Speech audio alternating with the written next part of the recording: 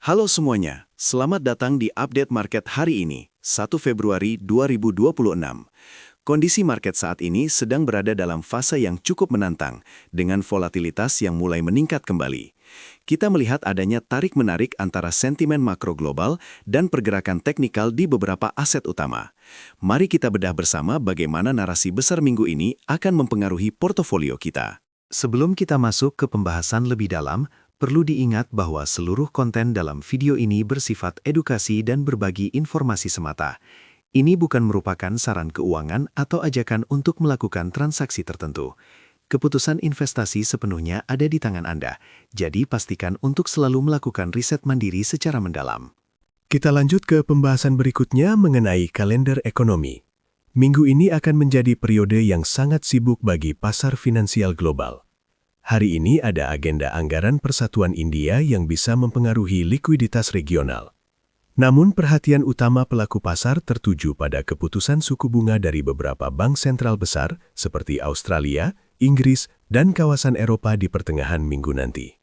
Dari Amerika Serikat, data tenaga kerja non-farm payrolls di hari Jumat besok akan menjadi penentu arah kebijakan moneter ke depan. Kondisi market lagi sensitif terhadap data-data ini, jadi pergerakan bisa sedikit liar. Berita makro pertama datang dari Amerika Serikat, di mana Federal Reserve memberikan sinyal adanya kemungkinan kenaikan suku bunga lanjutan. Tekanan masih terasa karena inflasi yang dianggap masih cukup persisten dan pasar tenaga kerja yang masih terlalu kuat. Bagi pasar kripto, sinyal ini cenderung memberikan tekanan jangka pendek karena meningkatnya biaya pinjaman dan potensi pergeseran aset dari risiko tinggi ke aset yang lebih aman. Beralih ke benua biru, inflasi di Eurozone dilaporkan mulai sedikit melandai menjadi 4,2%, turun dari sebelumnya 4,5%.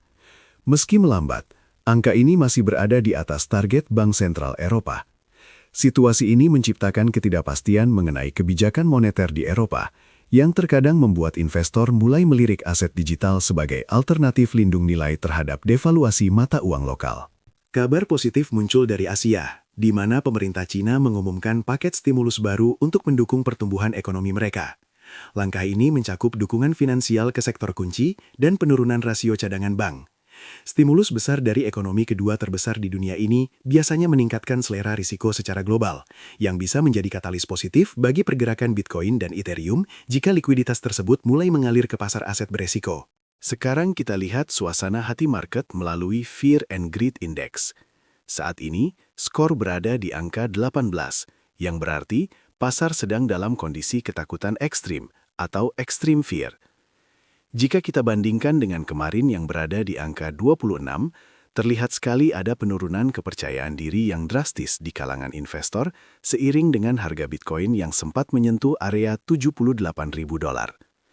Secara historis, fase ketakutan ekstrim seringkali menjadi area di mana volatilitas mencapai puncaknya.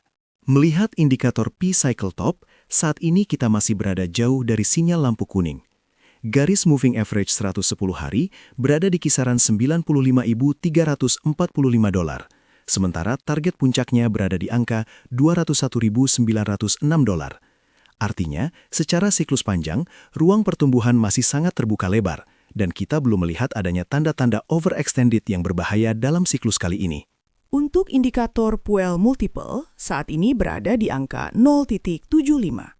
Angka ini menunjukkan bahwa pendapatan para penambang Bitcoin masih berada dalam level yang relatif wajar dan belum masuk ke zona merah atau fase distribusi besar-besaran. Biasanya, zona puncaknya baru akan tercapai jika angka ini menembus 2,2. Jadi, pergerakan saat ini lebih terasa seperti konsolidasi di tengah siklus daripada akhir dari sebuah tren naik. Dari total 30 indikator siklus yang kita pantau, belum ada satupun yang memberikan sinyal jual atau tercapainya puncak siklus. Beberapa yang menarik perhatian adalah Bitcoin AHR 999 yang berada di 0,43, menunjukkan area yang sangat menarik untuk akumulasi jangka panjang. Selain itu, MVRV Z-Score juga masih sangat rendah di angka 0,78, jauh dari level 5 yang biasanya menandai puncak pasar. Secara keseluruhan, data menunjukkan mayoritas indikator masih berada dalam zona tahan atau akumulasi. Itu dia update market kita untuk hari ini. Sekali lagi, kami tegaskan bahwa seluruh informasi yang disampaikan adalah untuk tujuan edukasi dan tidak boleh dianggap sebagai saran investasi.